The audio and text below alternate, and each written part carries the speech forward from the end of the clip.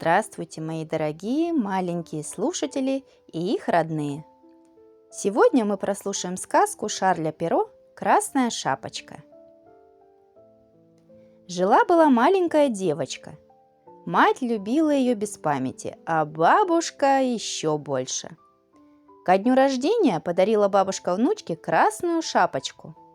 С тех пор девочка всюду в ней ходила. Соседи так про нее и говорили: «Вот красная шапочка идет».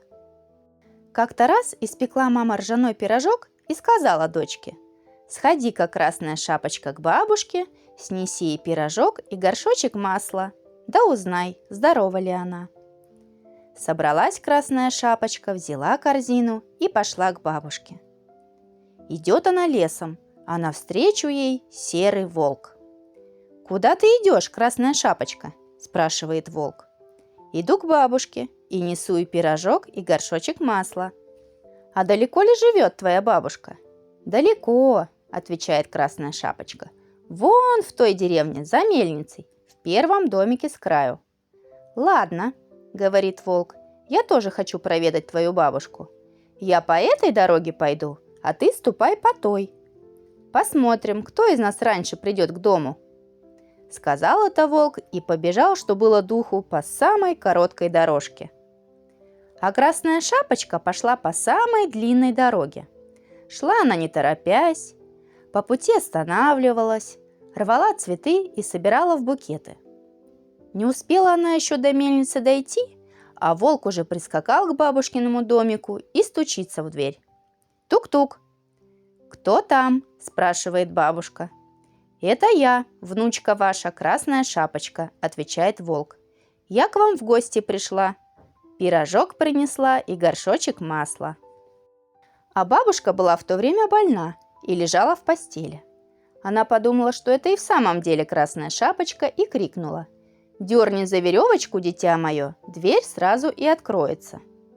Волк дернул за веревочку, дверь и открылась. Бросился волк на бабушку и разом проглотил ее. Он был очень голоден, потому что 3 дня ничего не ел. Потом закрыл дверь, улегся на бабушкину постель и стал поджидать красную шапочку. Скоро она пришла и постучалась. Тук-тук. «Кто там?» – спрашивает волк, а голос у него грубый, хриплый. Красная шапочка испугалась было, но потом подумала, что бабушка охрипла от простуды, и ответила: «Это я, внучка ваша, принесла вам пирожок и горшочек масла». Волк откашлялся и сказал потоньше: «Дерни за веревочку, дитя мое, дверь и откроется». Красная шапочка дернула за веревочку, дверь и открылась. Вошла девочка в домик, а волк спрятался под одеяло и говорит: «Положи-ка, внучка, пирожок на стол, горшочек на полку поставь, а сама приляг рядом со мной». Красная шапочка прилегла рядом с волком и спрашивает: «Бабушка, почему у вас такие большие руки?»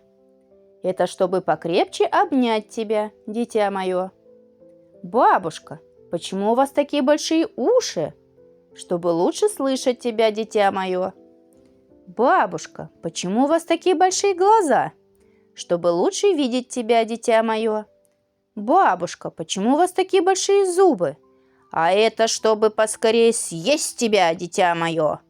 Не успела красная шапочка и охнуть, как волк бросился на нее и проглотил. По счастью, в это время проходили мимо домика дровосеки с топорами на плечах. Услышали они шум, вбежали в домик и убили волка, а потом распороли ему брюхо, и оттуда вышла красная шапочка, а за ней бабушка, обе целые и невредимые.